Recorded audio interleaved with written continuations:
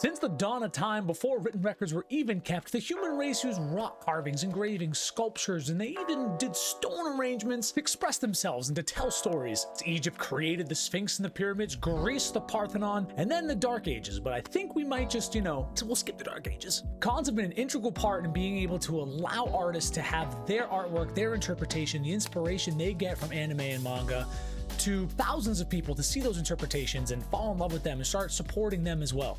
I myself bought too much. My goal was to talk to a couple of the artists that were there with their sisters, their cousins, trying to present their interpretation, their passion, their artwork that was inspired by anime and manga. And I wanted to hear a little bit of their story, their background. I also wanted to pick their brains and see if they could give us any kind of direction. This is Artist Alley.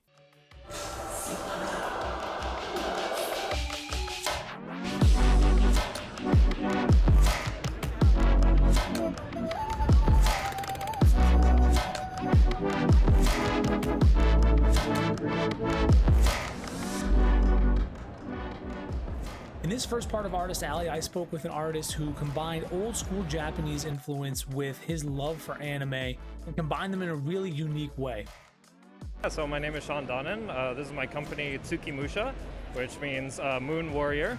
This is all my artwork. I've been doing Artist Alleys for like 9.5 years now. So I kind of leaned heavily into the Japanese art style, traditional Japanese art.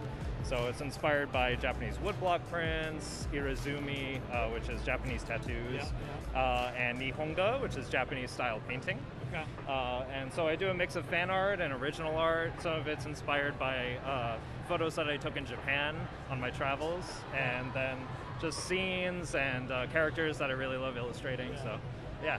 So how did the love for anime come around, When I was a kid, I moved, after like living all sorts of different places, I moved to back to my hometown, but I didn't know anybody there. Okay. And like I needed a coping mechanism. Yeah. So I got into Cartoon Network, and that's when like Toonami was going on, and that was really big. So that was kind of like my outlet.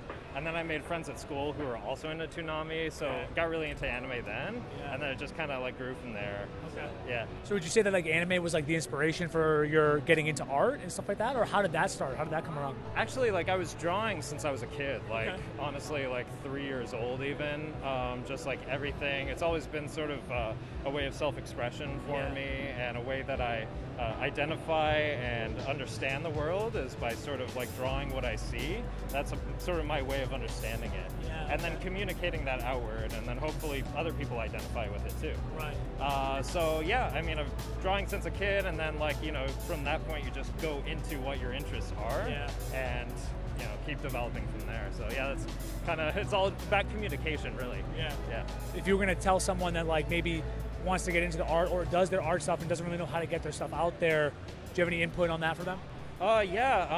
So it's obviously it can be very overwhelming when you're starting out. The thing is just to do lots of research and make connections wherever you can.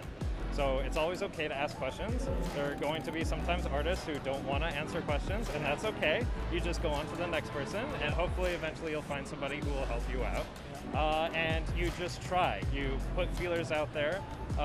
You try to do what you can. Sometimes you have to work a full-time job, part-time job, whatever, to keep yourself going, and then do the art on the side until you can keep building and building and learn. It's all like everybody sees like people on social media who are huge, and that's because that's what social media shows you. Right. But there are people who are making a living. I don't have a huge following on social media, but I'm making a living. Yeah. And this is what I do 100% of the time. So, but it was all through a lot of hard work and a lot of just learning over time. There's no like roadmap for artists really. It's like everybody's story is different. So that's what I would say. It's just keep grinding at it and talk to as many people as you can. Yeah.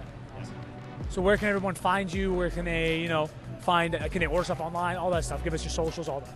Yeah, absolutely. So my company name is also my business name for my social media and everything. Okay. So it's Tsukimusha.com, Tsukimusha, and then it's at Tsukimusha. Instagram and Twitter are what I'm most active on. My website is also my store. So, awesome. Yeah. Appreciate your time. Thank you so much. Thank you. Sean, appreciate it.